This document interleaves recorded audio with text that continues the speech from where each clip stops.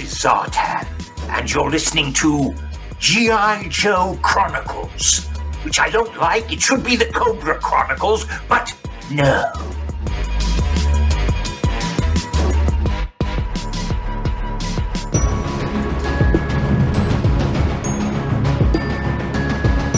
The LONGBOX CRUSADE presents G.I. Joe Chronicles. Don't they realize they're dealing with Destro? When I juice those buckets, they're gonna scrape you off the walls with a squeak. Now stop sputtering like a wet toaster and get busy! Welcome to G.I. Joe Chronicles. I'm one of your commanders, Pat Sampson, codename DJ Kristatos, and joining me as always is my battle buddy in this operation. It is Jarrod Albrecht, codename Death Pro. Hey, Pat, man, I just got back from the commissary. What Orsted was telling me that they had he's like, there's a new batch of mushrooms in. And so I went up to the commissary and they're like, it's the same old usual mushrooms. And then I realized he was not talking about the commissary. He was, Orsted. Orsted. Yeah. So anyways, hey, at ease. I thought maybe he was up there because it was like Veggie Day or whatever, Meatless Monday, and he was up there doing something. That's right. But he likes the Impossible burger and all that the bean burgers, and he loves all that stuff. So, and that's fine. Yeah, that's the way he wants to live. That's perfect. Yeah, he's a good plant-please kind of guy. He likes it. He is. I like how he doesn't. He's one of those guys that like he's all about it, but like he doesn't pressure you a ton. No. He doesn't give you mean looks when you're enjoying your rack of ribs or your hot dog or whatever. And that beef juice is just rolling on it. He'll be like, hey man, you have more options. So if you want to know more about your options, you can ask me. I thought it was so nice of him that one time when I was just like biting down into this, like it was a juicy burger and it was just dripping down my beard. It was nice that he just reached over with a napkin and dabbed that out. Just dabs it. Yeah. I mean, come on. What a nice guy. Stand-up guy. Looking out for you. I'll give it a try. just off of that, that being positive and just helping others out. That servant attitude that Orsted has. That's right. I love it. Anyways, to all the green shirts and tie-dyed shirts out there tuning in for this podcast, I want to welcome you all to Fort Longbox. We appreciate you tuning in to talk some G.I. Joe comics with us as we chronicle our way through G.I. Joe, America's Elite on this episode. Next episode, we will return to our coverage of G.I. Joe Special Missions by Marvel. But for this episode, we are back in G.I. Joe, America's Elite, the series that launched in 2005. On this episode of G.I. Joe Chronicles, it is just DJ Kristatos and myself. We do not have a special ops guest for this episode. We did that intentionally because I forgot to book a guest. We ran out of budget. It's getting towards the end of the year, so we had to do some budget cuts, getting people here and getting all their. We really didn't want to do the paperwork either, right? You know what? Seriously, though, behind the scenes, October has been a crazy month for recording. I think we've had more recordings of stuff in this month than any other month all year. And Pat lost his internet connection for a week. Yep. And a lot of things fell through the cracks. But hey, we're going to get you this content, even though we don't have a guest. With that, let's just jump into the intelligence report. All right, well, let's do it. For this mission, we will be covering G.I. Joe America's Elite issue number 7. The publisher was Devil's Due. It's got a cover date of January 2006. Artist was Stefano Caselli. Colorist is Kendrick Lim. Letterer goes to Brian Crowley. And cover art goes to Stefano Caselli and IFS. And speaking about that cover, Death Probe, please take us through that cover description. But don't drown. All right. Take cover! Issue 7's cover features Stalker. Yeah. And he's underwater in a dive suit, and he's looking very concerned. And that concern is warranted because he looks to be surrounded by a squad of Iron Grenadier robot soldiers. It's a lot of tension. It's Stalker. I love it, but we'll get back to that. Pat, back to you, Pat. Yeah, it's Iron Grenadiers or Iron Grenadiers. I love them, especially when they make the cherries and you have that Grenadier cherry. Grenadier. They are cool characters, or just in this series that they're like robots now. So that's pretty cool. Yeah, they're like the new bats. Yeah, but it's a cool cover. You have that hand that's in the foreground. I'm assuming it's probably, one of the Grenadier, that it's their hand kind of reaching up for Stalker.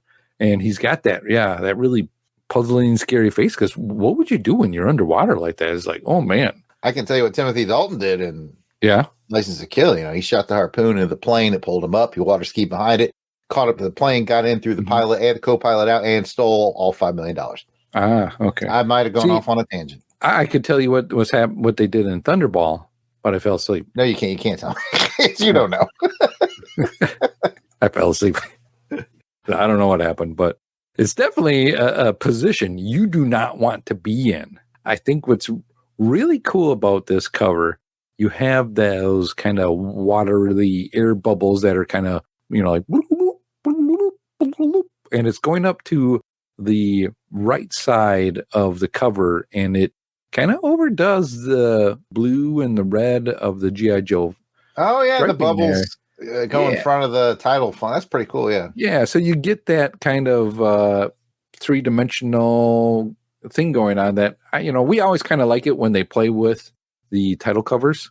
So I thought that was a cool idea. And have you ever seen people that take covers and they kind of make it like 3D in effect? Like I could see this forehand would stand out, so they would make it larger and then kind of do like a depth thing on it. This would be a really cool one to see like that. Definitely would. It's a cool looking cover, man. Yeah. What's your thoughts? Well, like I said, it's Stalker and it's like peril, and it's Stalker in an environment we don't normally see him. He's underwater. Mm-hmm. They use the full face mask so that you can get that full facial expression of his tense moment. It really does make me think of Timothy Dalton's moment in License to Kill. I like the colors used on it. It has a special place in my heart, Pat, because I'm fancy and I have this collection hardbound.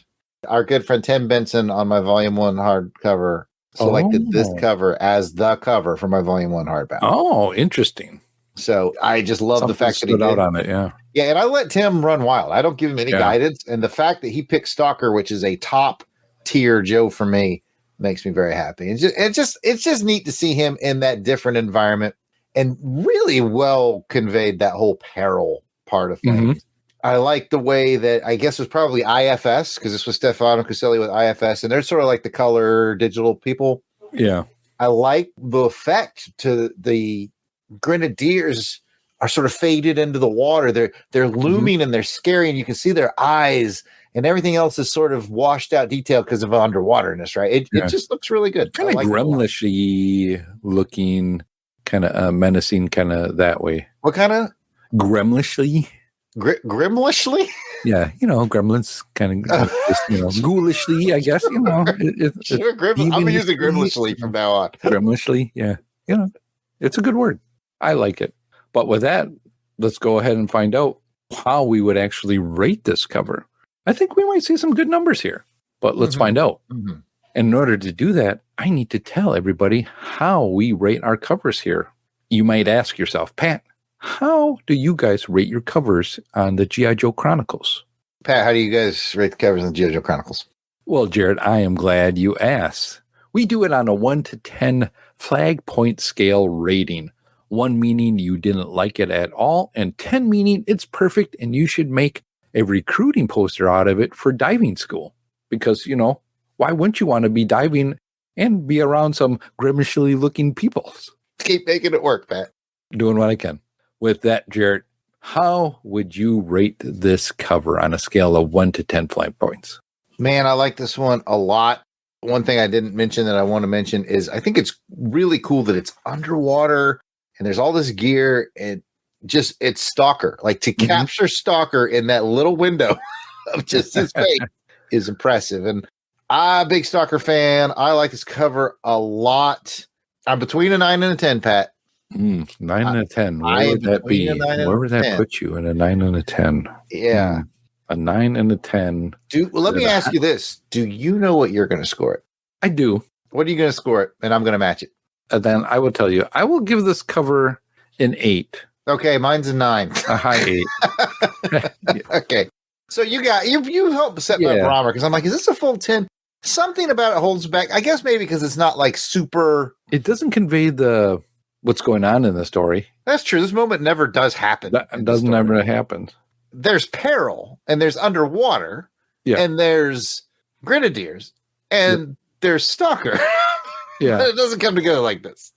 No, but it's still, it's an interesting cover. So I'm keeping it at an 8, but I can definitely see where you're at it with a 9.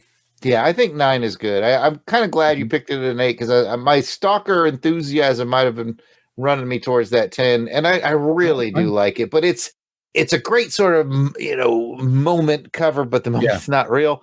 10s, that's when you got, Snake Eyes and Stalker shooting guns together or fighting Storm Shadow or, that's you got a good one there. Yeah. So, but this is solid. This is to get a 9 with just this concept is Stefano did a great job. Mm-hmm. Definitely. So we're just one cool guys on our own island. We're 2 separate guys, 2 cool separate guys, one with an 8, one with a 9. If you want to be on team 2 separate cool guys, you got to let us know in the chat. Is it an 8? Is it a 9 when you see this cover? Let us know. We would definitely like to know what you thought. But let's go ahead and get into the story synopsis for this issue, brought to you by Jarrod with the mission brief. Look in the eyes of a hero and see the sacrifice within. There's no way out for the hero. He only lives to fight again. Heroes stand tall, not for fortune or fame, protect freedom because we all just want it the same. Real heroes don't give up. They fight through the pain. This is an all-action issue as the Joe team sneaks aboard Destro's submarine. Splitting into 3 teams, Stalker and Shipwreck, Flint and Roadblock, Storm Shadow and Snake Eyes, the Joes blast their way from stem to stern looking for Scarlett. Personally, I'd like to be on Team Storm Shadow and Snake Eyes. Much like the silent issue of old, Scarlett isn't exactly sitting around on her hands and is battling her way to link up with her friends. And the team does indeed find Scarlett, but that's when things get even more hectic. Even though they aren't seen eye to eye, Destro and his son Alexander share the climactic moment as Alexander is shot by Stalker and Shipwreck. Destro sets the self-destruct on the submarine and the Joes are stuck fathoms deep with no way to escape. The issue ends as Snake Eyes seemingly sacrifices himself to seal off part of the ship in order to give his teammates more time to escape. Now back to G.I. Joe. Okay, Pat, highs and lows, and it's just you and me, so let's just get after it, man. What do you got? What are you going to lead us off with? I'll lead us off with the main thing about this issue is the action, all-out action that's kind of in this one. It was a really brisk read that was due to the action, and it was fast, but it was good because the art took over where the words didn't. I could really understand what was happening with the art. I love the layouts in this just because there was so much different actions.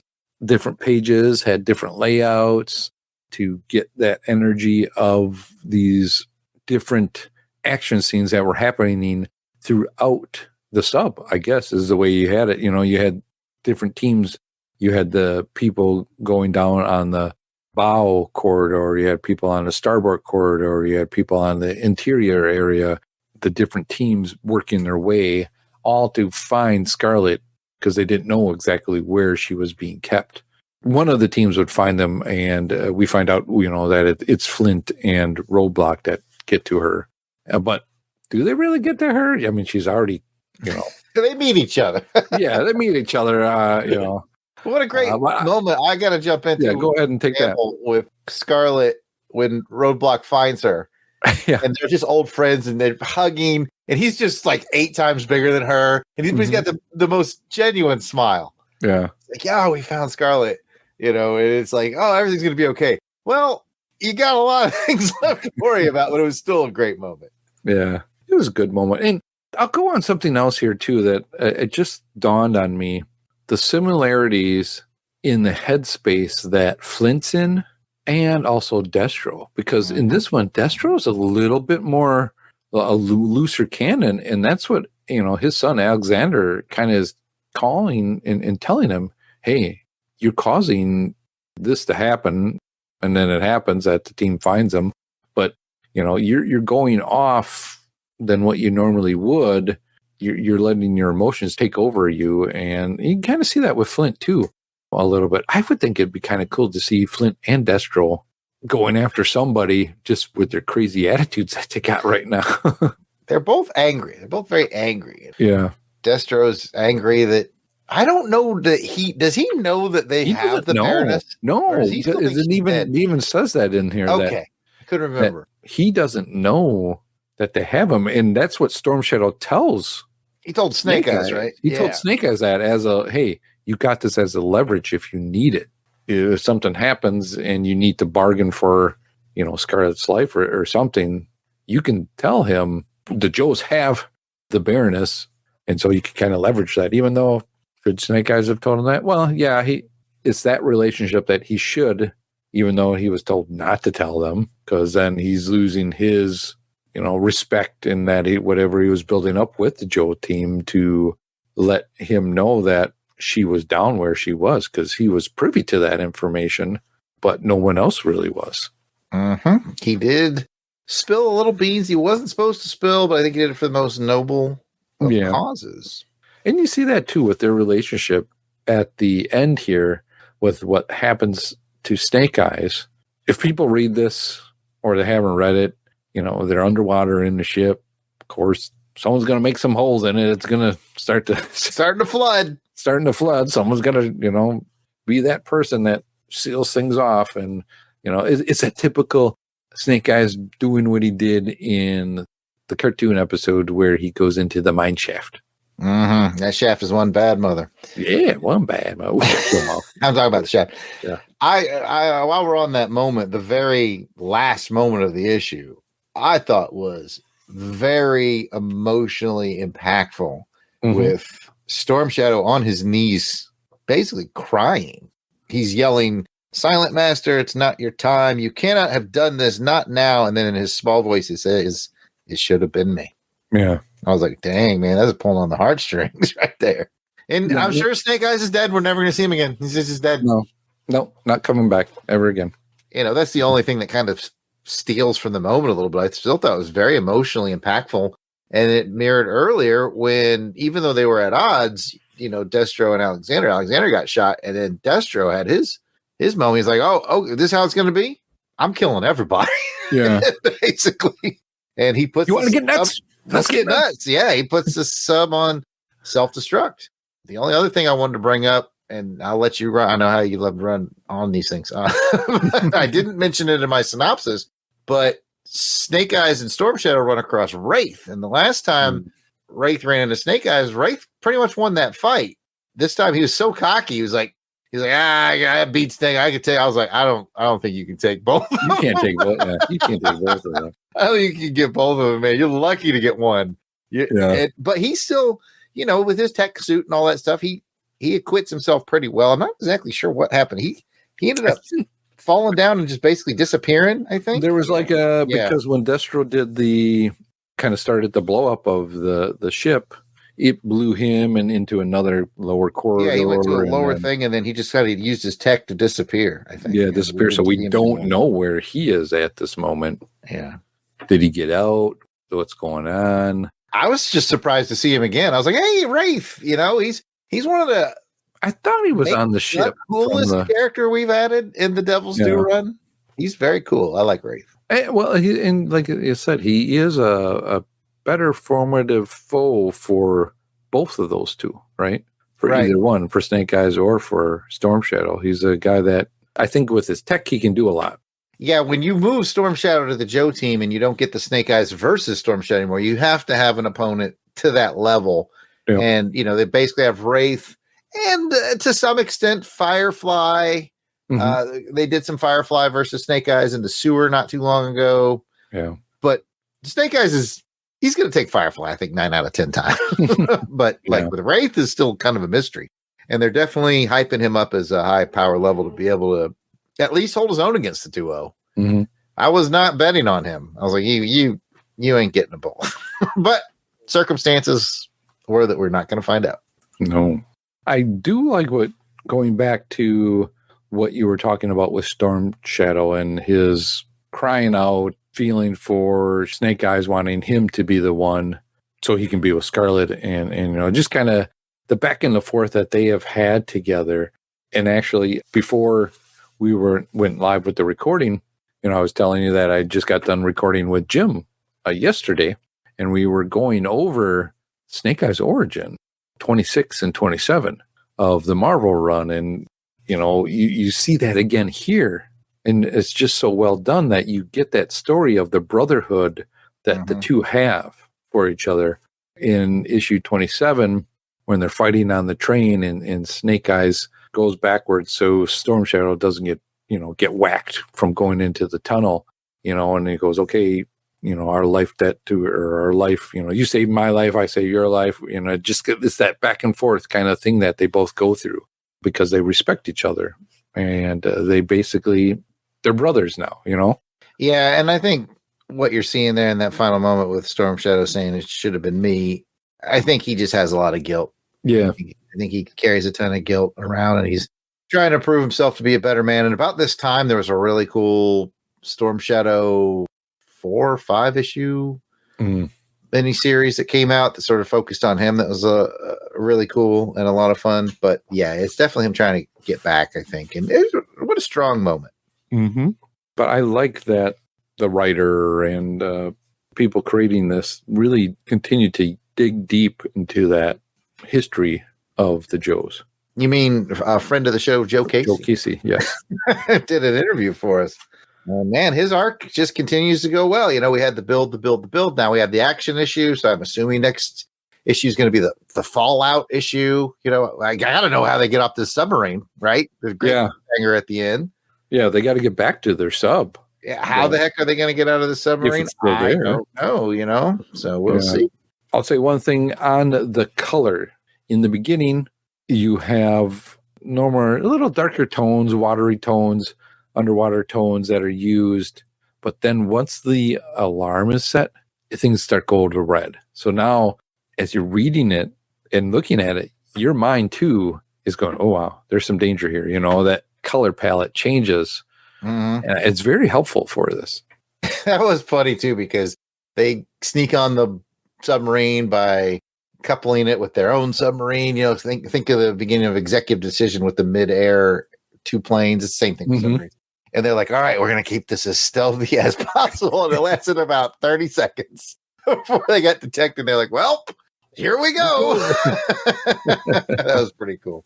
Well, a final thing that I will add is, I don't know if you noticed on the inside back cover, Devil's Due is thanking the readers. Yeah, I saw for that. supporting them for the last 5 years. So this is the 5-year mark, apparently, of Devil's Due, which that makes about sense because it was about 4 years to get through the initial run, which was 40 something, and then they relaunched, and this gets them to year 5. So we've been doing this on a monthly basis as well. So we're pretty much at year 5 of doing this as well.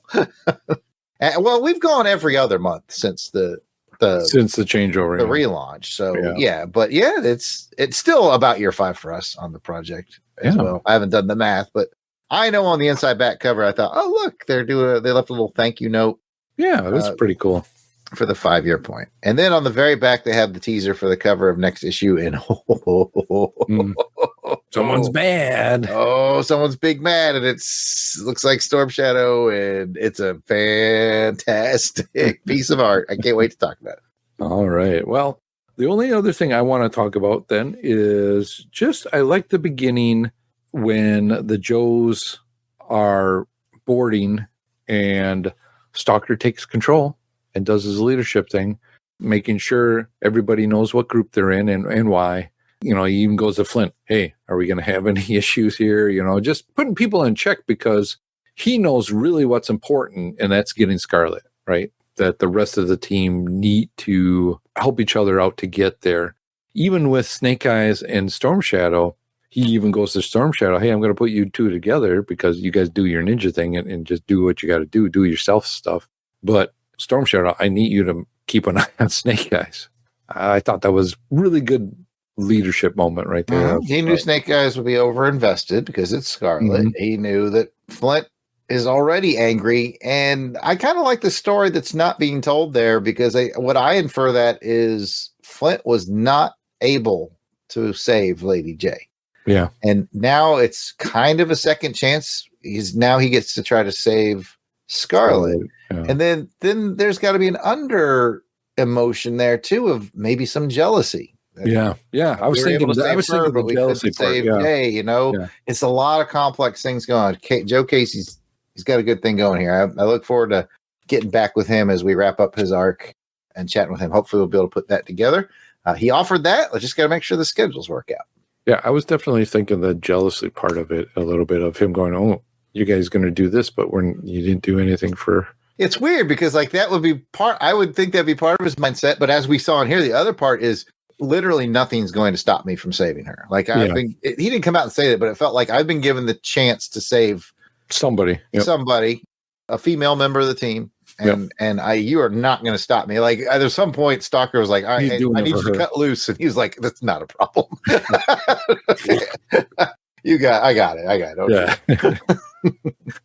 So just a lot of cool things going on. And with all that, I've got to give it back to DJ Kristatos for the IG's report on the combat readiness of this issue. And for those of you who don't speak military, that means we're going to score this issue story again on the same 1 to 10 flag point scale we used earlier for the cover. So, Jarrod, I'm going to push it back to you. How would you rate this story on a scale of 1 to 10? Well, I tell you, Pat, like you said, it's a brisk read, it's an action issue. And anytime that happens, it's going to be kind of a 7 for me.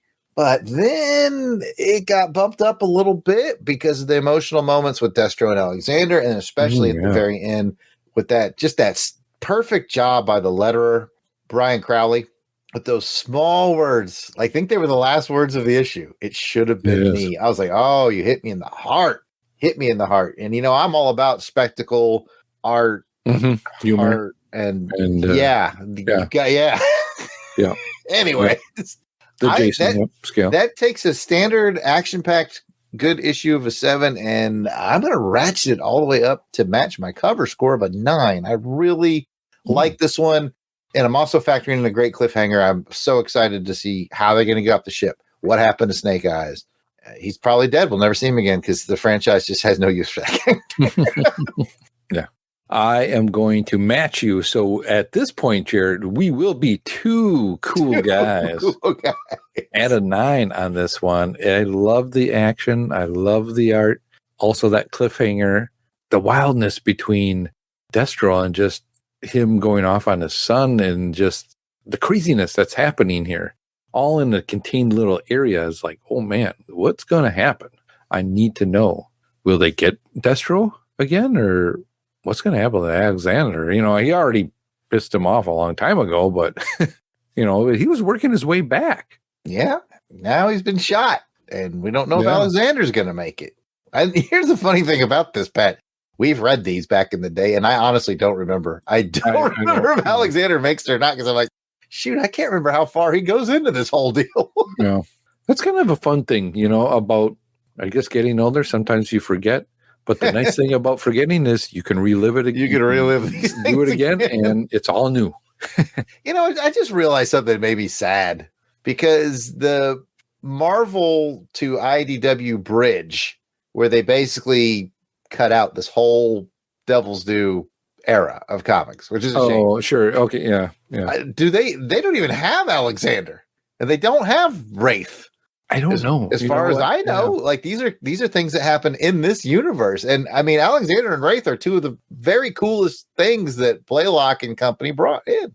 Anyways, I'm certain we're supposed to be doing something else, Pat. Put me back. We are, Jarrod, and I'm glad you asked. We are going to figure out for this episode who gets a Silver Star medal or a Silver Snake for snaky-snakytude in action for this issue.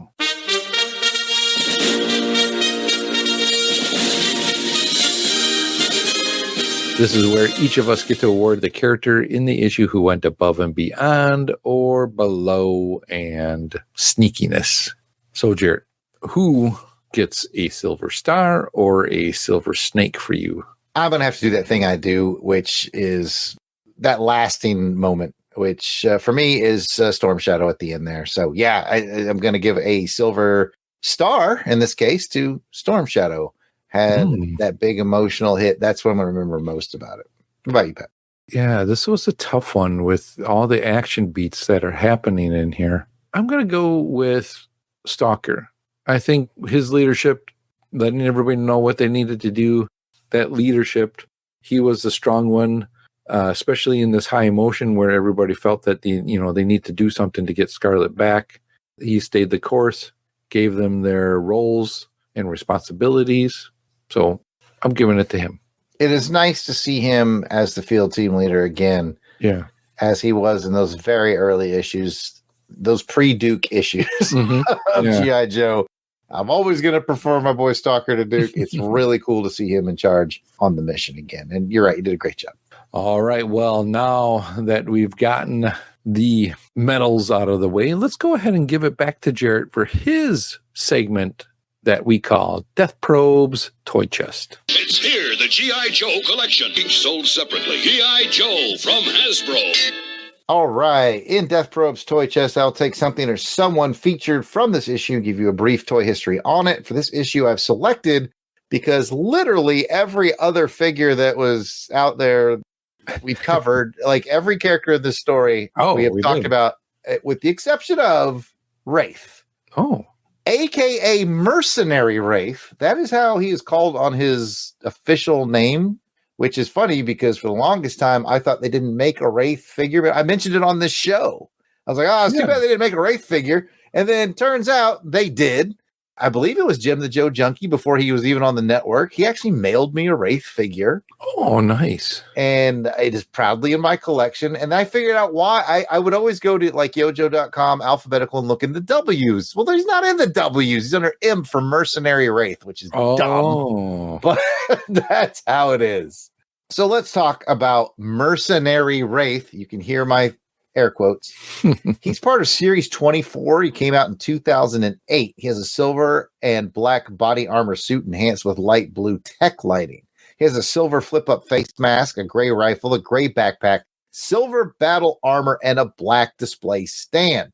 They released two versions of him, version 1 and version 1B, because they both came out in 2008, and they both use the same mode, except version 1B is pretty cool because he's made of all translucent blue plastic. So he's kind of the see-through stealthy version. If you think about the Force Ghost versions of Star Wars figures, that's what he is. So I have version 1A, thanks to a listener and now member of the network, Jim the Joe Junkie. Thank you so much. So I was just await which listener is going to send me 1B with the translation. Yep. I'm just waiting for that to show up. And Jarrod, go ahead and ask me if I've had that figure. Pat.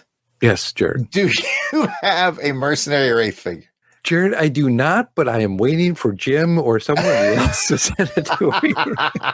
I know it's the same. You don't have either version? No, I don't have either version, so I'd be happy with either one. Well, certainly. Yeah, it's a cool figure. Like I said, I'd say Wraith. Off the top of my head, Wraith and Alexander are the best add-ons from this era. And Kamakura. Cool ones, yeah. Oh, yeah, Kamakura, definitely. And I know there's one out there of Kamakura. I've got a couple of Kamakura figures. Yeah, I got a couple of those. I've had those. I remember buying him at a packet, and I think this was before I started reading the books. I think his toy was actually on the shelf before the comic came out. And I was like, who the heck is this? A new ninja? I'm in. You know? I think going through this, it's definitely opened up my respect and I guess, when I say love for these newer figures from the storyline, I think it would be cool to have just as memories of, doing this podcast as well. That's wink, wink. The sad part is because I looked into it. Yeah. There is no Alexander figure. He never got his own figure. There's some really cool customs that made, but no, Alexander never got his own figure, as far as I know. Now, these are things I say on the show, right? And then, then somebody, and go ahead and do it. And then Jim or Gary or Scotty or the usual crew, Matt. They did actually make I Googled it like 4 days ago. I was looking all over Alexander figure, and all I ever found was customs. So if I'm wrong about that, please just mail me one and prove me wrong. And mail me one to make sure Jarrod is wrong. I would love to have proof of my. We both would love an Alexander figure if they're out there. I mean, he masqueraded as Destro for the longest time. So really, if you have two Destros, you can just say one's Alexander. Yeah. We'll put an A on for Elvin for Alexander. All right. Now that we got Death Probe's toy chest out of the way, up next is our feedback segment called Combat Comms. Call it G.I. Joe! Go get Breaker! He can do it! As always, we want to start off Combat Comms with our roster of our battle-hardened Crusader Club veterans. These are the fine folks that have joined our Crusaders Club. They enjoy early access to special Longbox video episodes, free raffle giveaways, voting on show programming, and so much more. We actually have started doing some questions that we are getting answers from the club members by, and so we appreciate everybody doing that as well. And so more content to come if you're a club member. So these are the folks reaping those benefits and giving some much appreciated support to the show.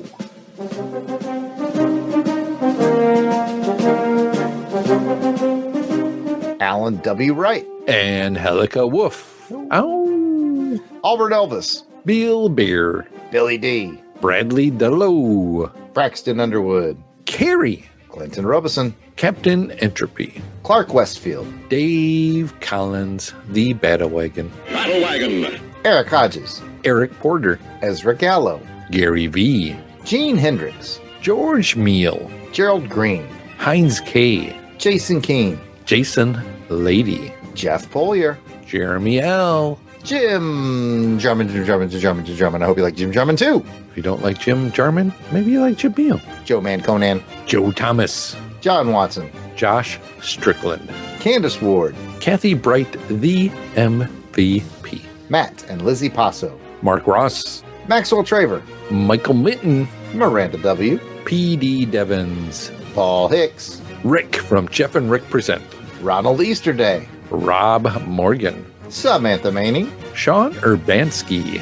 Spidey 67. Spreadsheet. Steve Cronin. Tim Price. Tony Pennington. And the Toronto Cop. If we missed anyone on this list, we do apologize. Please keep in mind that we record these episodes well in advance of release. So if you're a recent addition, we should be adding you soon. But still, don't worry about it. Orsted would say, let it go, man. Just let us know that we missed you by sending an email to contact@longboxcrusade.com and we will get it all straightened out. But you might be asking yourself, how do I become a Crusaders Club member? I want these extra benefits. I want this extra stuff. How do I do it? Well, it's so simple. Just head on over to patreon.com and search for Longbox Crusade. There, for only $1 a month, you'll get all the access to the amazing world of the Crusaders Club. We invite you to come and check it out. Now, let's see what messages we have from our platoon of loyal listeners waiting for us on Breaker's ComSat. Communications Officer, code name Breaker. These are from episodes 54 and 55, where we covered America's Elite number 5 and Special Missions number 5. Jarrod and Pat were the host, and the guest was Michael Minton. Jarrod, start us off. All right. I must have mentioned something about giving our research team some time off because we got a comment from G.I. Gary. That's our boy Gary V. He said, research team appreciates the day off. That's probably, I don't remember what it was, but I think it was something we weren't sure about, but then I remembered it or I looked it up while I was on the show. So we gave him a little time off. In this episode, Gary, we got some other questions for you. So, time off has been stopped. You need to answer our questions again. With that, we'll go to Scotty Cameron. And Scotty says, I love how this issue resolves the newest war arc and sets the ties that bind arc in motion. We get the resolve of Vance Winfield's attacks, then set up for a rescue mission for Scarlett, which we find out the results here. Mm-hmm. I also love how the backup story reunites Storm Shadow's rivalry with Zartan. And, yes, that was a great Zartan story. It was good indeed. They were doing like double-sized issues there for a while. A little bit, yeah. This was the first non-double-sized issue we've had in a couple episodes. Yeah, when we were going into this one, I was like, ooh, I wonder if there's another backup story. I was wondering that too, but no, they resolved that one. Our good friend of the show, Matt Passo, said, great episode. I really appreciate Jarrod's point about every Joe figure potentially being Zartan. That's a joke I love to crack out. And I was at Joe Lanta, the Atlanta area G.I. Joe con a few weeks ago, selling my art wares. And I was, every time I have a new audience, I love to go to a dealer and go, how much for that Zartan? And you start with a real Zartan. And then you start pointing at what about that Zartan? What about that? What about that Zartan? You're pointing at Duke. He's like, what? What? No, that's Duke. No, they're all Zartan. They're all Zartan. Whoa. And the guy's mind blown. Oh, that is a good one. I'll take the next one from JD Bracey. And he says, well, he doesn't really say. He just gives us a nice picture of G.I. Joe, real American hero, with them raising their hands up in the air saying, Yo, Joe, behind the American flag. So cool. Yo, Joe, JD. Matt Passo returns, but that's because he's talking about the second issue. We're getting into the special missions, and he said, I always like the Night Raven. He said he finally got one a few years back. That's pretty super sweet. Cool. Had mine since Christmas of 80-something, boy. Look at you. Yeah, and not to do a disservice to everybody who commented, but I was very excited to see the next commenter. We haven't said his name in a while. Yes. A long-time listener, though, so it was nice to see him back in there. So we have a next comment from Debate. Oh, man, we love Debate. It's all about Debate. No trouble. And Debate says, one of my favorite endings to a comic book ever. He really liked it when that Stratoviper dropped. It was, that was a good special missions. A very memorable one. Yeah, they make good stuff there. And finally, Sean Adams says, always hoping to hear you wax poetic about Joe. Keep on babbling, Jarrod. He told me to keep on babbling. So, hey, here I am. The babbler. I am the babbler. Thank you for the encouragement, Sean.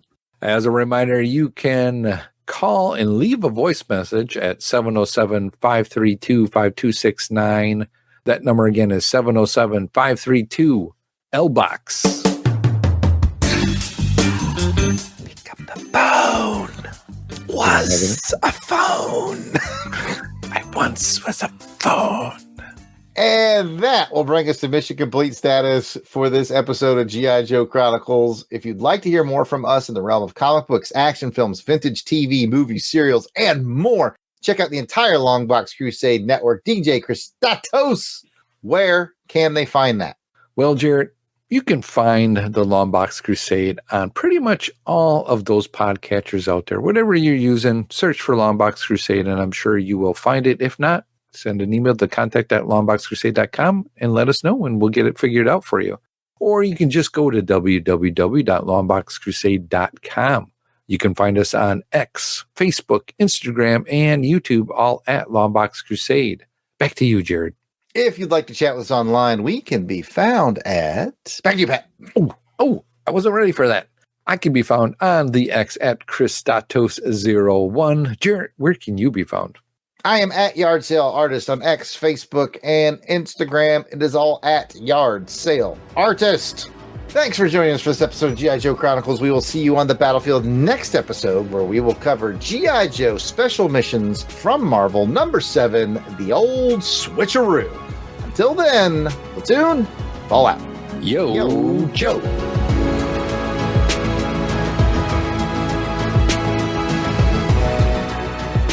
The music themes for this show are done by musical genius Joe November.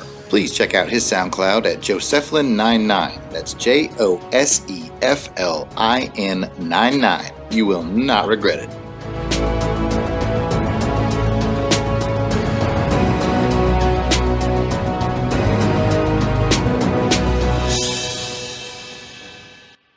You know what? I think Orsted was trying to give me the old switcheroo with those hamburgers. He was trying to get rid of switcheroo of the beef with the bean. And I said, I tried to tell him, I was like, listen, the cow eats the grass, so he's a plant-based meat. Yes, exactly. And he's like, man, you got a point, man. Wow. It's like you telling somebody that Zartan is everybody. I know. It's like, man, I just can't believe it.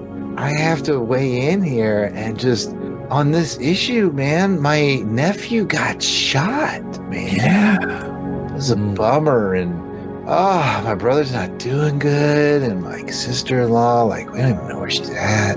It's hard times, man. It's hard times, you know. Hard times calls for hard mushrooms. Yeah, man. Yeah. Oh, Orsted, that's your answer to everything.